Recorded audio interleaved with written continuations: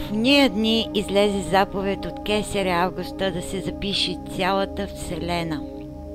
Това беше първото записване, откакто Квирни управляваше Сирия. И всички отиваха да се записват всеки в своя град. И тъй отиде и Йосиф от Галилея, от града Назарет в Юдея, в Давидовия град, който се нарича Витлем, понеже той беше от дома и рода Давидов, за да се запише с Мария, която беше сгодена за него и беше непразна. И когато бяха там, навършиха се дните и да роди.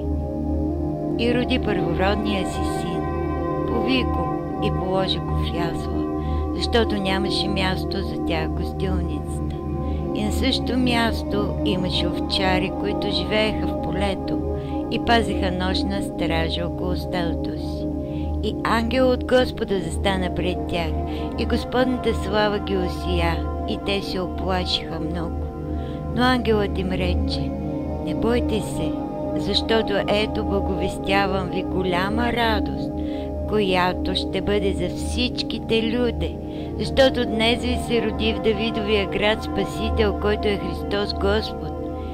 И това ще ви бъде знакът: ще намерите младенеца повит и лежащ в ясла.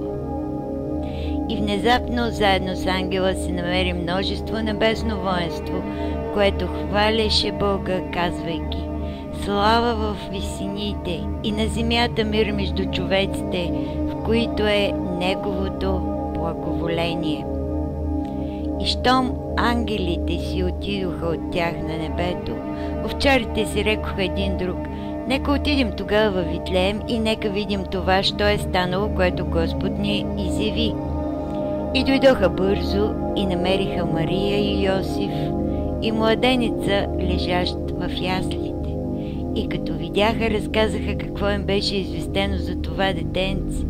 И всички, като чуха, се зачудиха за това, което овчарите им казаха.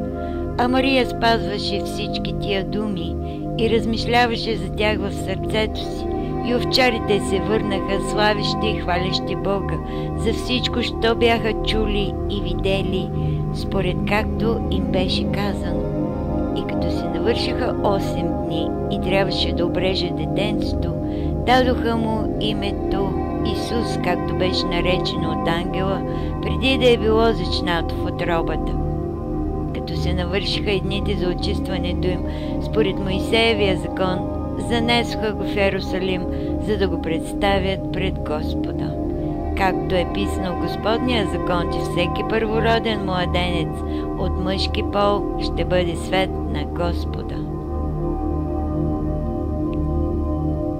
Лука 2:1-23.